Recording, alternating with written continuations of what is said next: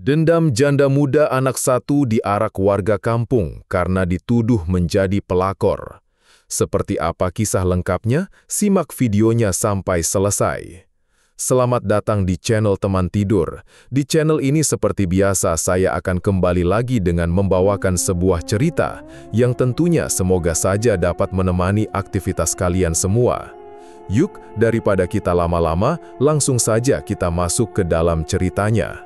Hari itu, langit kampung Cengal mendung sejak pagi. Jalan tanah yang menghubungkan kampung dengan kota basah kena hujan semalam. Di ujung kampung, tepat di dekat sumur tua yang sudah lama tak dipakai, sebuah rumah kontrakan kecil mulai dihuni kembali. Pemilik rumah, Pak Desamin, membukakan pintu untuk penyewa barunya, seorang perempuan muda beranak satu. Namanya Raras, usia sekitar 28 tahun, berjilbab sederhana, kulit bersih, wajahnya tenang meskipun sorot matanya kelihatan capek. Di sebelahnya berdiri anak laki-laki berumur sekitar 4 tahun, Dito, memegangi tangan ibunya erat-erat sambil sesekali menguap. Ini rumahnya Bu, nggak besar, tapi air lancar, listrik aman. Sumur di belakang masih bisa dipakai kalau air PDAM mati, kata Pak Desamin sambil membuka kunci pintu. Raras mengangguk, matur nuwun Pak. Hari itu, Raras dan Dito mulai menata rumah kontrakan kecil itu.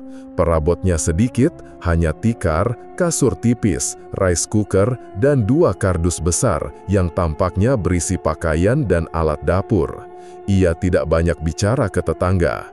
Pagi hari belanja ke warung, sore duduk di depan rumah sambil menemani Dito main mobil-mobilan dari kayu.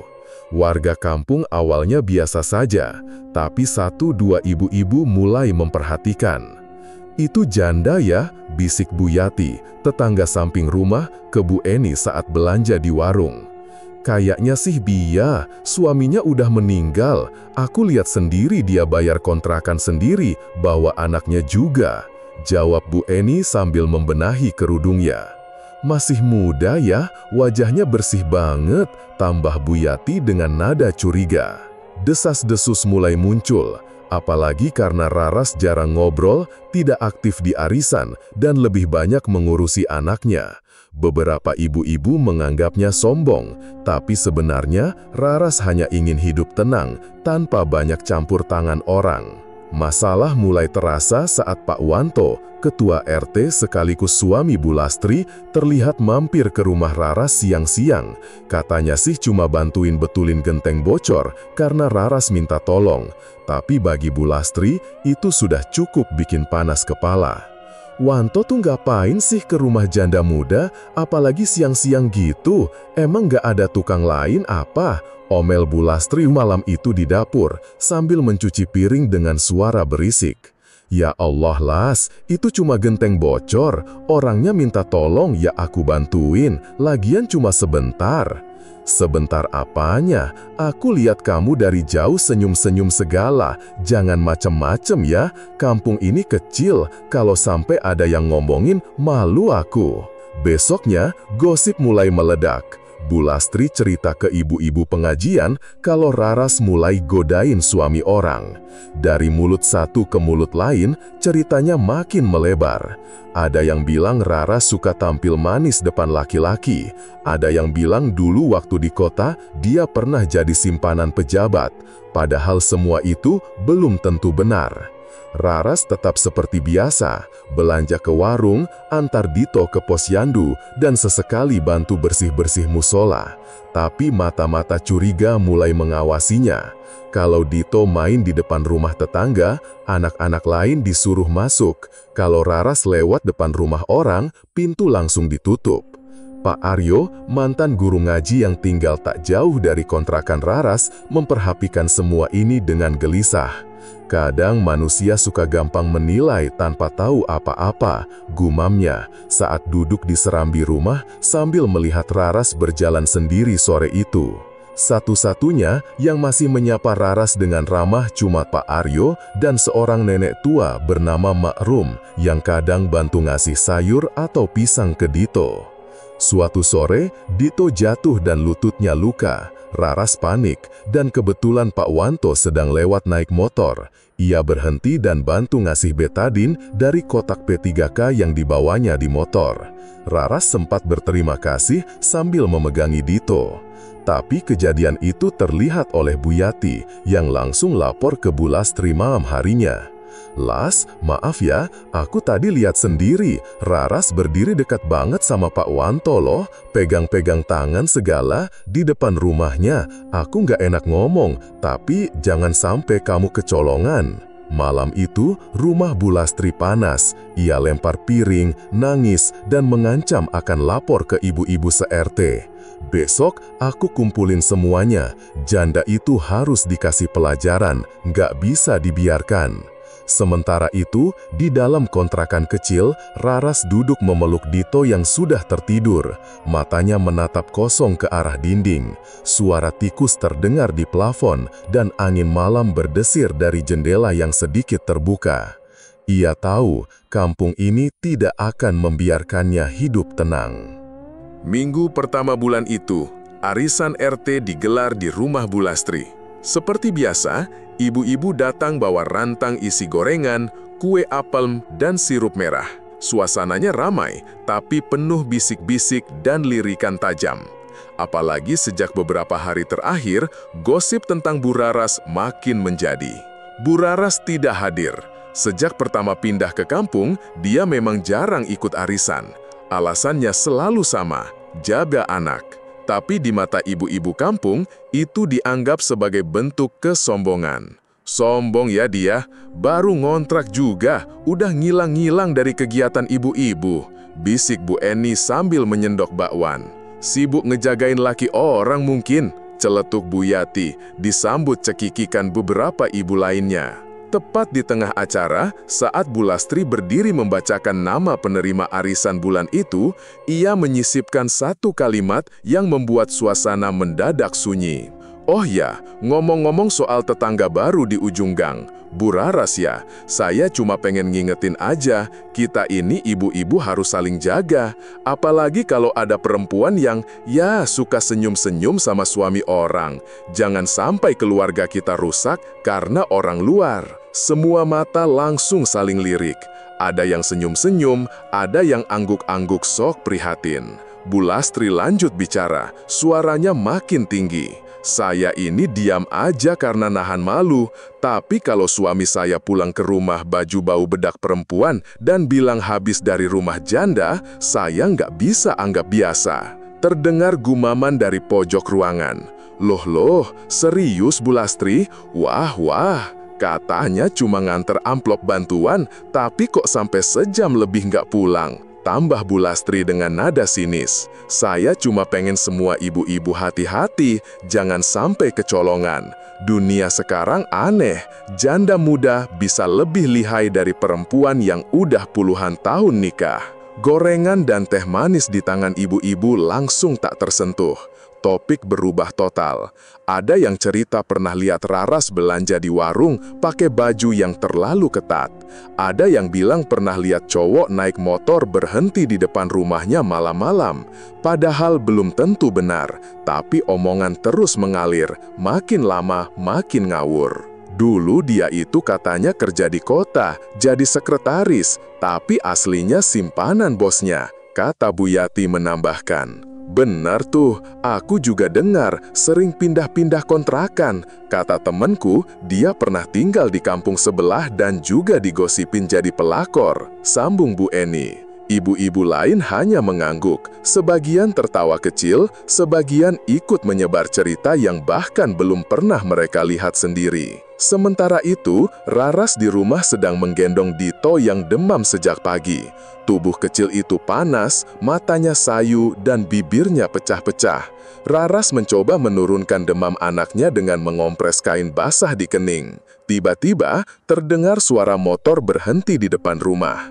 Ketukan pelan di pintu menyusul. Tok, tok, Raras membuka pintu perlahan. Di luar berdiri Pak Wanto, mengenakan jaket dan memegang amplop coklat. "Maaf ya Bu Raras, ini bantuan dari kelurahan untuk janda dan anak yatim, disuruh RT bagikan langsung," katanya sambil tersenyum sopan. Oh, matur nuwun Pak. Maaf saya nggak ikut arisan tadi. Dito lagi panas. Nggak apa-apa, semoga lekas sembuh ya nak, ucap Pak Wanto sambil melirik Dito yang terbaring lemas di dalam rumah. Pak Wanto hanya sebentar di situ. Tapi sialnya, momen itu dilihat Bu Lastri dari balik jendela rumah tetangganya. Ia baru saja pulang dari acara arisan dan langsung membara begitu melihat suaminya mampir ke rumah Raras lagi. Malamnya, suasana rumah Pak RT seperti medan perang. Piring pecah, suara teriakan menggema sampai ke jalan depan. Ngapain kamu ke rumah dia lagi? Janda sialan itu udah bikin malu aku di arisan. Sekarang kamu masih aja bela-belain mampir. Las, aku cuma nganter bantuan, suruhan kelurahan. Kamu jangan nuduh sembarangan. Alasan, kamu pikir aku bego? Aku udah capek dengerin ibu-ibu ngomongin aku di belakang. Kamu tuh suami RT Wanto, malah nyamperin janda. Besok aku lapor RW. Keesokan harinya, Bu Lastri mendatangi rumah Bu RW dan beberapa tokoh kampung mengadu soal Raras. Ia bilang kampung ini harus jaga moral, jangan sampai ada perusak rumah tangga. Bu RW yang awalnya netral jadi terpengaruh karena tekanan ibu-ibu lain. Apalagi beberapa dari mereka mengaku tak nyaman dengan keberadaan Raras. Sementara itu, Raras merasa semakin terkucil. Saat ia menjemur pakaian, tetangga sebelah langsung masuk ke dalam rumah dan menutup jendela. Anak-anak tak lagi main bareng Dito. Bahkan, pedagang sayur langganannya tiba-tiba berhenti lewat depan rumahnya. Ia duduk di teras malam itu, memandangi jalan yang sepi. Dito tertidur di pangkuannya, masih demam. Raras menatap ke arah langit mencoba menahan tangis. "Aku salah apa ya Allah?" bisiknya pelan. Tapi di kampung kecil yang sempit hatinya, kadang fitnah lebih cepat menyebar daripada kebenaran. Dan malam itu, angin yang lewat membawa lebih dari sekadar kabar buruk. Ia membawa permulaan dari sesuatu yang jauh lebih gelap. Angin malam Jumat itu terasa lebih dingin dari biasanya. Kampung Cengal, yang biasanya tenang saat maghrib, mulai ramai. Beberapa warga berkumpul di depan rumah Bu RW. Obrolan yang tadinya lirih mulai meninggi. Wajah-wajah tegang, tangan-tangan memegang senter, obor, dan ember. Di antara kerumunan itu, Bu Lastri berdiri paling depan, dengan wajah penuh emosi dan mulut yang terus bicara. "Kalau nggak kita yang bertindak, siapa lagi? Lama-lama bisa-bisa suami kita satu-satu diambil juga. Kampung ini bisa rusak moralnya." Bu Yati menimpali, "Betul Bu, saya juga udah nggak nyaman. Tiap hari ngeliat dia senyum-senyum dari depan rumah, sok ramah. Tapi dalam hati siapa yang tahu?" Pak RW sempat mencoba menenangkan, tapi sudah terlambat. Emosi ibu-ibu dan beberapa bapak-bapak sudah diubun-ubun. Mereka sepakat, malam ini Bu Raras harus diberi pelajaran. Jam 8 malam, barisan warga mulai bergerak menuju rumah kontrakan di ujung kampung. Obor dinyalakan, suara sandal dan sepatu menghentak tanah. Ember berisi air comberan, air cucian, dan bahkan kotoran ayam dibawa serta. Beberapa remaja kampung ikut-ikutan, tertawa-tawa seolah ini semacam tontonan seru. Di teras rumah kecil itu, Bu Rara sedang menyuapi Dito yang baru mulai sembuh dari demam. Suara gaduh dari ujung gang membuatnya menoleh. Jantungnya langsung berdegup cepat saat melihat rombongan warga mendekat, wajah mereka tegang, mata mereka penuh tuduhan. Tok, tok, tok. Pintu diketuk keras, lalu suara teriakan pecah dari luar. "Raras, keluar kamu, jangan sembunyi." Dito langsung menangis keras. Raras memeluk anaknya erat-erat, tapi pintu digedor makin keras. Beberapa warga bahkan mulai menendang pintu. Dengan gemetar, Raras membuka pintu. Begitu pintu terbuka, tangan kasar langsung menarik lengannya. "Jangan pura-pura polos, Bu Raras. Kami sudah cukup sabar." "Bu, tolong, saya nggak salah apa-apa," kata Raras terbata, masih memeluk Dito. Tapi pelukan itu dipisahkan paksa. Seorang ibu mengambil Dito dan memberikannya ke tetangga lain. Raras diseret keluar rumah, kakinya terseret-seret tanah. Tangisan Dito makin keras, memanggil ibunya berulang-ulang. "Ibu! Ibu!" Sementara itu, dari rumah seberang jalan, Pak Aryo, mantan guru ngaji yang sudah tua, hanya bisa berdiri diam di serambinya. Matanya merah, tangannya menggenggam sarung erat-erat. Ia tahu, ini salah. Ia tahu Raras tidak pantas diperlakukan begitu. Tapi ia juga tahu, kalau ia ikut campur malam ini, warga bisa balik menyerangnya. Arak-arakan dimulai, Bu Raras ditarik ke tengah jalan, lalu diarak keliling kampung. Ibu-ibu bersorak mencacinya, menyebutnya pelakor, perusak rumah tangga, janda penggoda. Di sepanjang jalan, ember-ember disiramkan ke tubuhnya. Air comberan, air cucian kotor, bahkan sisa air got mengenai wajah dan bajunya. Bau busuk menyengat. Raras hanya bisa menunduk, tubuhnya gemetar, mukanya penuh air kotor.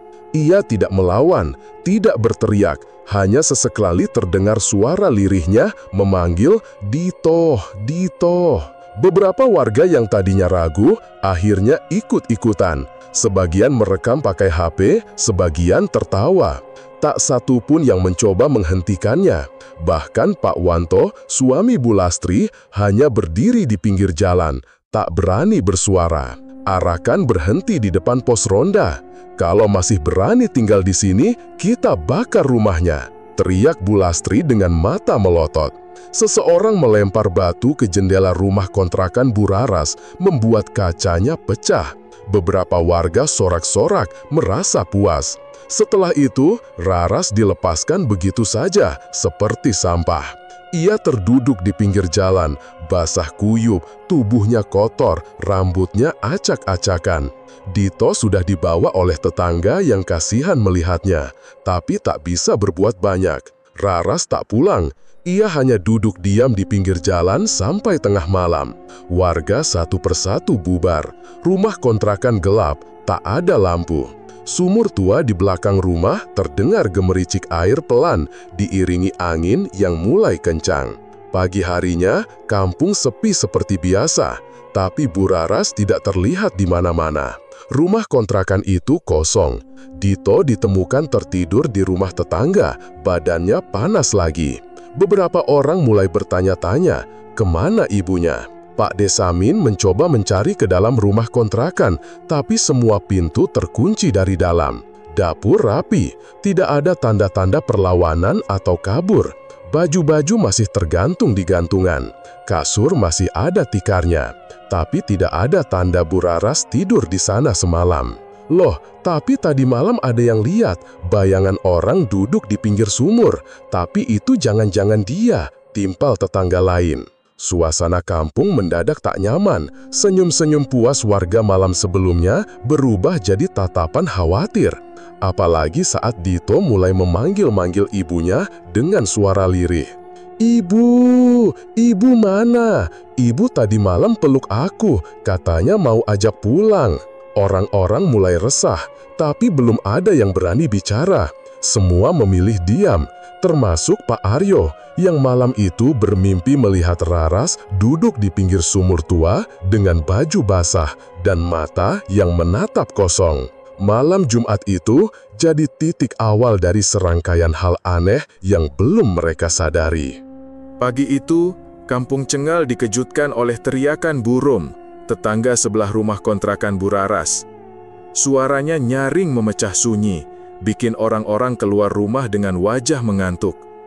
"Astagfirullah, astagfirullah Gusti Allah." Orang-orang mulai berdatangan ke belakang rumah Bu Raras. Di sana, tepat di sumur tua yang sejak dulu jarang dipakai, tampak sesosok tubuh perempuan mengambang dalam air.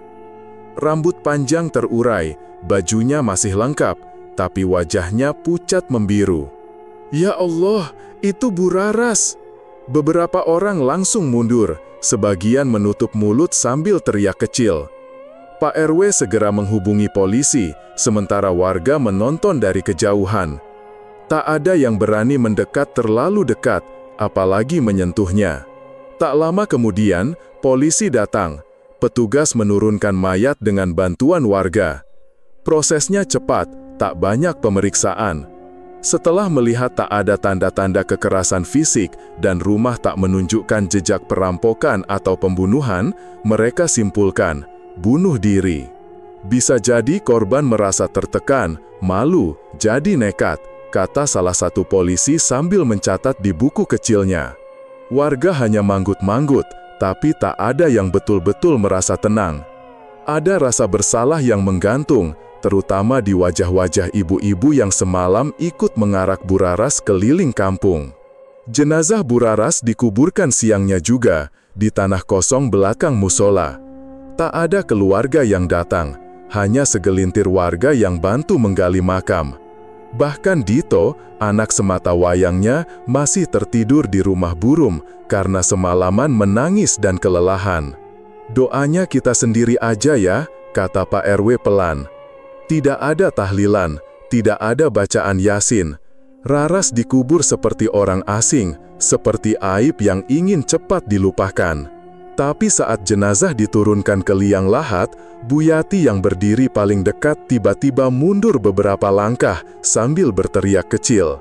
Wajahnya, lihat, dia senyum. Beberapa orang yang mendengar ikut melihat. Memang, wajah Raras tampak seperti tersenyum pelan, bibirnya terangkat sedikit, bukan karena otot mati, tapi seperti puas. Ah, itu mungkin cuma kebetulan, ucap salah satu penggali kubur cepat-cepat, mencoba menenangkan. Tapi sejak saat itu, perasaan tidak enak mulai menyelimuti warga. Suasana kampung jadi lebih sepi dari biasanya. Anak-anak tak lagi bermain di luar saat sore. Pintu-pintu rumah mulai ditutup lebih awal, bahkan warung Bu Eni mulai sepi, padahal biasanya ramai. Sementara itu, Pak Aryo duduk termenung di serambi rumahnya. Sarungnya dilipat di pangkuan, segelas kopi dingin di meja.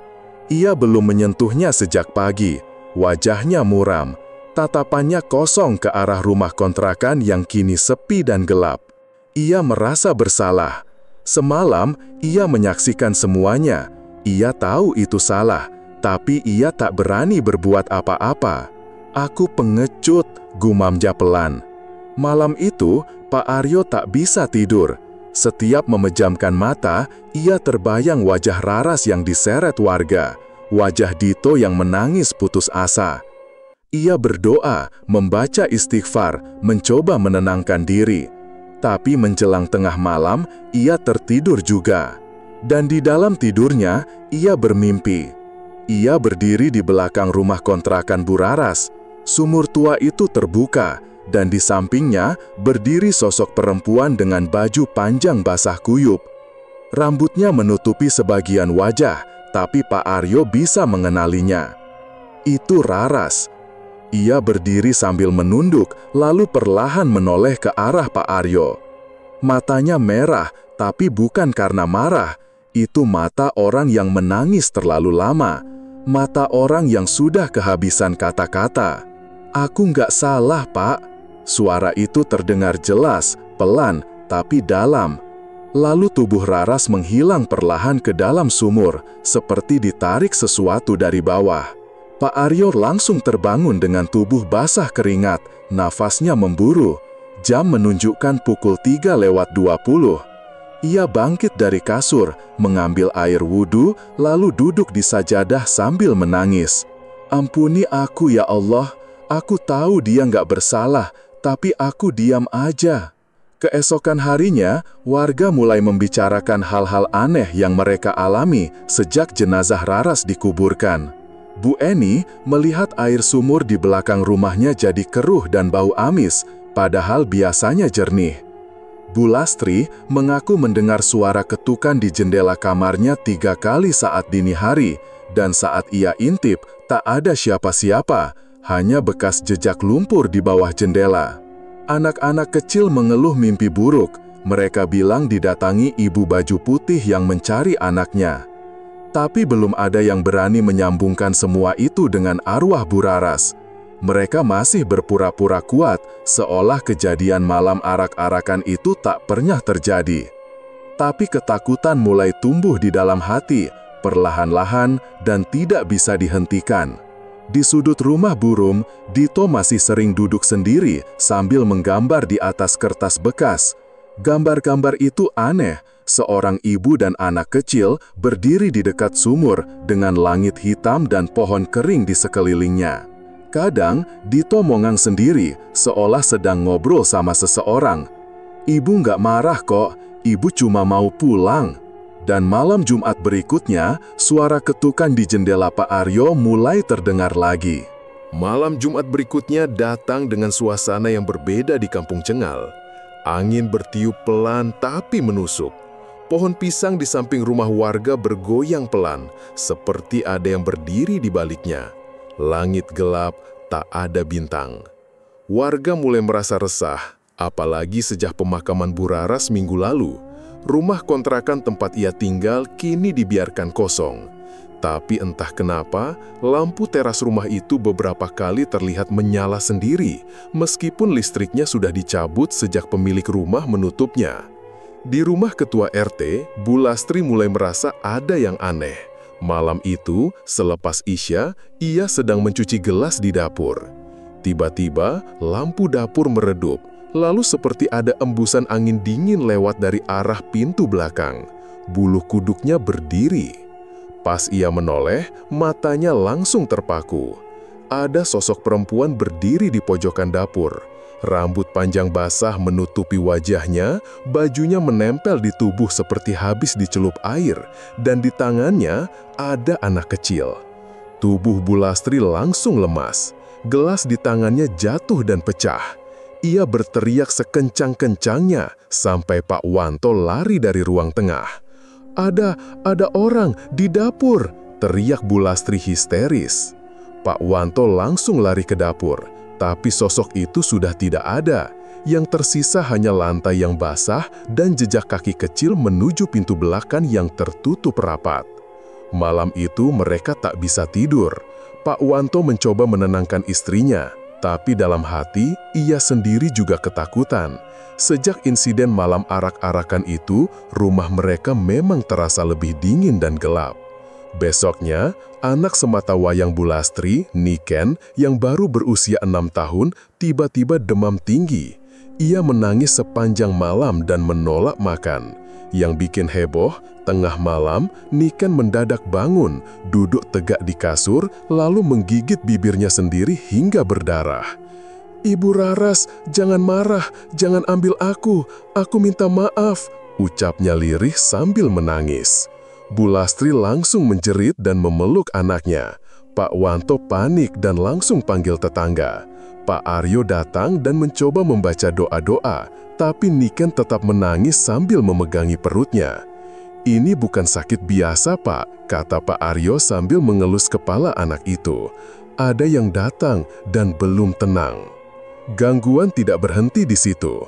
Di rumah Bu Yati, ayam-ayam peliharaannya ditemukan mati mendadak di dalam kandang, tanpa luka, tapi mata ayamnya terbuka lebar seperti ketakutan.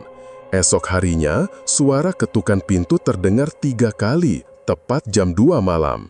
Saat suaminya membuka, tak ada siapa-siapa, hanya bekas air menggenang di depan pintu, seperti habis ada orang yang basah kuyup berdiri lama di sana. "Aku dengar suara perempuan nangis dari arah sumur belakang, Mas," kata Bu Yati gemetar. "Pelan banget, tapi jelas, kayak suara orang minta tolong." Satu kampung mulai geger. Warga yang dulu ikut mengarak Bu Raras mulai saling pandang dengan rasa bersalah. Tapi tak ada yang berani mengaku, semua pura-pura tidak tahu. Pak Aryo, satu-satunya yang merasa benar-benar bertanggung jawab, mulai menyarankan warga untuk mengadakan doa bersama, tapi saran itu ditolak oleh Bu RW. "Jangan-jangan nanti malah tambah ramai, bisa viral di media sosial, kita malu, lagian belum tentu itu arwah Bu Raras." Namun, malam-malam aneh tetap datang. Sampai akhirnya, malam Jumat ketiga, Pak Wanto jatuh dari tangga rumahnya. Ia sedang naik ke loteng untuk mengecek suara-suara aneh. Katanya, ada suara orang jalan pelan-pelan. Tapi begitu kakinya sampai di anak tangga kelima, ia merasa ada yang memegang pergelangan kakinya dari bawah. "Siapa? Bu, kamu ya?" tapi tak ada jawaban. Tiba-tiba, seperti ada tenaga kuat menarik kakinya ke bawah. Pak Wanto terjatuh keras. Tubuhnya terbentur anak tangga 2 kali sebelum akhirnya terguling ke bawah. Terdengar bunyi keras, kaki kanannya patah. Pak Wanto dilarikan ke puskesmas. Malam itu, ia tak bisa tidur karena terus-menerus merasa ada yang duduk di ujung ranjangnya, menatapnya dalam diam. Tapi setiap ia buka mata, tak ada siapa-siapa. Bu Lastri yang jaga di sebelah suaminya juga mendengar suara kecil dari balik tirai jendela. "Ditoh, anakku mana?" Di waktu yang sama, Pak Aryo mimpi lagi. Ia berada di tanah kosong belakang musola, tempat Raras dikuburkan. Tapi kali ini makamnya terbuka dan di dalamnya terlihat Raras duduk memeluk anaknya. "Ibu nggak marah, asal anakku nggak diganggu." Suara itu menggemakan rasa bersalah yang lebih dalam di hati Pak Aryo. Begitu terbangun, ia langsung mengambil air wudhu dan berniat keesokan harinya bicara dengan warga. Ini tidak bisa dibiarkan, arwah Bu Raras belum tenang, dendamnya belum selesai. Dan malam Jumat belum usai. Di pojok rumah burung, Dito duduk di lantai sambil menggambar. Kertas-kertas bertebaran, gambar-gambarnya masih sama. Ibu berambut panjang dan seorang anak kecil berdiri di dekat sumur. Tapi malam itu ada tambahan gambar baru, gambar rumah Bu Lastri yang terbakar dengan warna merah menyala. Burung yang melihatnya langsung merinding. "Dito, kenapa gambar begini?" Dito cuma senyum kecil. "Ibu bilang nanti rumah yang jahat bakal dibersihin." Sudah hampir sebulan sejak kejadian arak-arakan malam Jumat yang mengguncang Kampung Cengal. Tapi suasana kampung tak juga kembali seperti semula. Malam terasa lebih panjang, angin lebih dingin, dan warga makin sedikit yang berani keluar rumah selepas Isya. Lalu satu persatu, warga yang dulu ikut mengarak Bu Raras mulai mengalami kejadian ganjil, bahkan kematian. Kejadian pertama menimpa Bu Yati. Siang itu, ia sedang masak di dapur. Kompor gas menyala dan ia sedang mengaduk sayur lodeh. Tak lama, ia teriak histeris. Suaminya menemukan tubuh Bu Yati tergeletak di lantai. Tangan kirinya menggenggam kabel rice cooker yang meleleh. Matanya terbuka, lidah menjulur. Ia tersetrum, padahal listrik di rumahnya dalam kondisi normal. Kematian Bu Yati bikin geger warga. Tapi belum reda kabar duka itu, 2 hari kemudian Pak Heri ditemukan meninggal di dalam WC masjid. Ia adalah salah satu warga yang ikut memaksa Raras keluar malam itu. Tubuhnya ditemukan dalam posisi tengkurap, leher patah dan wajahnya membiru. Seperti orang dicekik, tapi di WC masjid gak mungkin, gumam salah satu warga. Desas-desus pun merebak, warga mulai panik. Ibu-ibu yang dulu lantang menyebut Raras pelakor, kini memilih diam dan jarang keluar rumah. Bahkan Bu Lastri terlihat pucat dan makin kurus, sering duduk termenung di teras rumah sambil memeluk Nikan yang belum pulih betul. Sementara itu, Pak Aryo mulai menyelidiki siapa sebenarnya Bu Raras. Rasa bersalah terus menghantuinya. Ia merasa dosa membiarkan Raras dipermalukan begitu saja belum terbayar. Ia mencari tahu ke beberapa teman lamanya yang masih tinggal di kota dan menemukan hal yang mengejutkan. Ternyata, Bu Raras dulunya adalah istri sah dari seorang guru ngaji bernama Ustadz Damar. Mereka tinggal di kota kecil, hidup sederhana. Tapi sekitar 3 tahun lalu, Ustadz Damar difitnah berselingkuh dengan ibu-ibu pengajian. Fitnah itu membuat hidupnya hancur, reputasinya rusak, murid-muridnya menjauh, dan istrinya, Raras, ikut dicaci. Tak lama setelah itu, Ustadz Damar meninggal karena kecelakaan, konon bunuh diri. Raras yang tak kuat tinggal di kota, akhirnya pindah-pindah tempat, sampai akhirnya menetap di Kampung Cengal bersama anak sematawayangnya, Dito. Dendam dan fitnah sudah menghancurkan hidupnya dari dulu, gumam Pak Aryo di ruang tamunya malam itu. Dan kita malah ngulangin semuanya. Malam Jumat kembali datang. Pak Aryo sudah tak tahan. Ia putuskan untuk datang langsung ke makam Bu Raras, seorang diri. Ia bawa kembang setaman, air doa, dan sajadah kecil. Malam itu, langit mendung, angin kencang, tapi ia nekat. Kuburan Raras berada di tanah kosong belakang musola, tempat yang kini makin jarang didekati warga. Beberapa anak-anak bilang sering lihat bayangan perempuan berdiri di situ tengah malam, tapi orang dewasa selalu menyangkal. Pak Aryo duduk di samping makam. Ia menabur bunga pelan-pelan, lalu menunduk dan membaca doa. Ya Allah, kalau dulu aku diam, aku minta ampun. Kalau aku salah, jangan hukum anak-anak kampung ini. Ampuni kami semua. Suara gemerisik dedaunan terdengar dari belakangnya, tapi ia tetap fokus. Ia lanjutkan dengan istighfar dan doa untuk orang yang dizolimi. Hening sejenak, lalu terdengar suara pelan di telinganya, seperti bisikan tapi jelas. Anakku masih sendiri. Pak Aryo langsung membuka mata dan menoleh ke kanan. Tak ada siapa-siapa. Tapi angin berhembus dingin dan ia merasa jelas suara itu bukan halusinasi. Itu suara seorang ibu, suara yang menyimpan rindu, luka, dan amarah dalam satu tarikan nafas. Pak Aryo berdiri perlahan, matanya menatap ke arah rumah kosong tempat Raras dulu tinggal. Rumah itu masih gelap, tapi ia merasa sesuatu belum selesai. Besok paginya, warga mendapati rumah Bu Lastri kosong. Pak Wanto sedang di rumah sakit karena masih pemulihan dari kecelakaan jatuh tangga.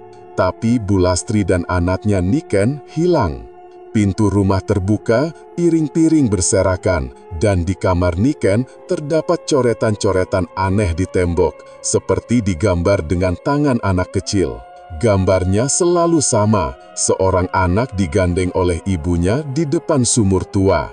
Dan di bawah salah satu gambar tertulis kata-kata kecil, seperti ditulis dengan tangan gemetar. Ibu udah nggak sendiri lagi. Warga panik, polisi dipanggil, pencarian dilakukan, tapi Bu Lastri dan anaknya tak pernah ditemukan. Sampai malam, tak ada kabar. Hanya satu hal yang bikin merinding, di depan rumah, tepat di dekat pagar, ada bekas jejak kaki kecil dan tapak kaki orang dewasa. Basah, seperti baru keluar dari air. Pak Aryo yang mendengar kabar itu hanya bisa mengusap wajahnya. Ia tahu dendam Bu Raras belum sepenuhnya padam. Arwahnya tidak ingin balas dendam pada semua orang, hanya pada mereka yang terlibat menyakiti dirinya dan memisahkan dia dari anaknya. Dan kini, jika suara itu benar, anakku sudah tidak sendiri. Maka dendam itu mungkin sudah sampai di ujungnya. Atau belum. Sudah 2 minggu sejak Bu Lastri dan anaknya, Niken, hilang dari rumah. Kampung Cengal berubah. Dulu, orang masih suka bergosip, suka ikut campur urusan tetangga. Sekarang, semua jadi lebih pendiam, lebih waspada, dan saling curiga dalam diam. Dito, anak Bu Raras, kini tinggal sementara di rumah burung. Setiap hari, ia diam saja, jarang bicara. Tapi, yang bikin orang-orang merinding, setiap malam Jumat Kliwon, Dito selalu duduk di pojok ruang tamu, tepat di bawah jendela yang menghadap ke arah rumah kontrakan ibunya dulu. Ia duduk menyilang, memeluk lututnya sendiri, dan kadang bicara sendiri sambil tersenyum. "Ibu sekarang udah nggak sedih," katanya pelan sambil menatap kosong. "Ibu bilang tinggal nunggu temennya datang." Burung yang merawat Dito makin resah. Ia coba ajak Dito ngobrol, tapi bocah itu hanya menjawab pendek-pendek. Tapi anehnya, Dito makan teratur, tidak demam, dan selalu tidur nyenyak, meskipun kadang bicara dalam tidur. Suatu malam, Burung mendengar Dito ngomong dalam mimpi. "Aku nggak sendirian, ibu udah nemenin aku." Malam Jumat Kliwon berikutnya datang dengan hawa ganjil. Angin kering bertiup sejak sore dan langit tampak merah tua menjelang maghrib, seperti pertanda sesuatu yang buruk akan terjadi. Beberapa warga mengaku melihat asap tipis mengepul dari arah rumah Bu Lastri yang kosong. Malam itu, tepat jam 2 pagi, api besar membakar rumah Bu Lastri.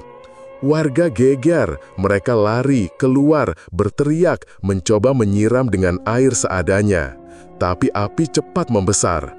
Petugas pemadam baru datang subuh, dan sisa rumah itu hanya puing hangus. Yang lebih mengejutkan, di dalam kamar utama, tubuh Bu Lastri ditemukan dalam keadaan hangus, tapi dengan posisi aneh. Ia terduduk di pojok kamar, menghadap jendela, dan matanya terbuka lebar. Wajahnya seperti orang yang ketakutan setengah mati, mulutnya terbuka, dan tangan kirinya mencengkeram lantai kuat-kuat. Petugas medis sampai heran. Biasanya orang meninggal terbakar nggak begini posisinya. Ini kayak ngeliat sesuatu, terus kaget banget. Tapi, Niken, anak Bu Lastri, tidak ditemukan dimanapun. Hilang lagi. Keesokan harinya, kampung makin mencekam. Pak Aryo mengumpulkan warga di musola. Kali ini, semua setuju menggelar doa bersama dan tahlilan khusus untuk Bu Raras dan arwah orang-orang yang sudah meninggal dalam peristiwa aneh ini. Musola yang tadinya sepi, malam itu penuh. Anak-anak dibawa masuk ke dalam, tak boleh berkeliaran. Lampu-lampu dinyalakan terang dan beberapa warga terlihat membawa mushaf, sesuatu yang lama tak mereka lakukan. Pak Aryo memimpin pembacaan Yasin, suaranya bergetar tapi tegas. Di belakang, beberapa ibu-ibu menangis pelan, mungkin karena rasa bersalah, mungkin juga karena takut. Saat tahlil hampir selesai, tiba-tiba listrik padam. Lampu mati total, suasana musola jadi gelap gulita. Hanya ada senter dari beberapa HP yang menyala. Lalu, dari arah luar musola, terdengar suara pelan. "Ibu, ayo pulang." Suara anak kecil diikuti suara perempuan dewasa yang lembut dan sayup. "Kita udah nggak perlu di sini lagi." Orang-orang mendongak, beberapa berlari keluar menyorotkan senter ke arah sumur tua di belakang rumah kontrakan. Dan di sana mereka melihatnya. Siluet perempuan berambut panjang, bajunya putih lusuh, tangannya menggandeng seorang anak kecil.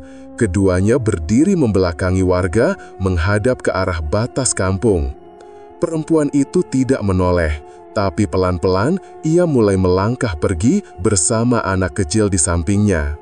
Langkahnya tenang, seperti tak tergesa, seolah sudah selesai dengan semua yang harus diselesaikan. Tak ada yang berani mendekat, tak ada yang bersuara, semua hanya bisa menatap dalam diam. Tak lama, bayangan mereka menghilang di balik pepohonan di pinggir kampung. Dan malam pun kembali sepi. Sejak malam itu, kampung Cengal berubah. Rumah kontrakan tempat Bu Raras tinggal kini resmi dikosongkan dan dikunci permanen. Sumur tua di belakang ditutup dengan semen. Tidak ada lagi arak-arakan, tidak ada lagi suara gosip ibu-ibu di warung atau depan pos ronda. Warga mulai sholat berjamaah lagi, mulai menjaga sikap, mulai belajar dari peristiwa-peristiwa yang terjadi. Dito akhirnya dijemput oleh kerabat dari luar kota. Saat berpamitan, ia sempat bilang pada Burung, "Ibu udah tenang sekarang," katanya ibu udah bisa senyum. Burung hanya memeluk Dito dan mengusap kepalanya. Dalam hati, ia berdoa, semoga anak kecil itu tak lagi melihat hal-hal yang seharusnya tak dilihat. Dan di malam Jumat Kliwon berikutnya, Pak Aryo bermimpi. Dalam mimpinya, ia berdiri di jalan setapak menuju sumur tua yang dulu. Di ujung jalan, Raras berdiri sambil menggandeng Dito. Ia menatap Pak Aryo dan tersenyum tipis. "Terima kasih, Pak," katanya pelan. Lalu mereka berjalan menjauh, perlahan, sampai menghilang dalam cahaya samar. Pak Aryo terbangun. Ia duduk lama di atas sajadahnya, sebelum akhirnya menatap keluar jendela. Malam masih gelap, tapi untuk pertama kalinya dalam waktu lama, kampung terasa tenang.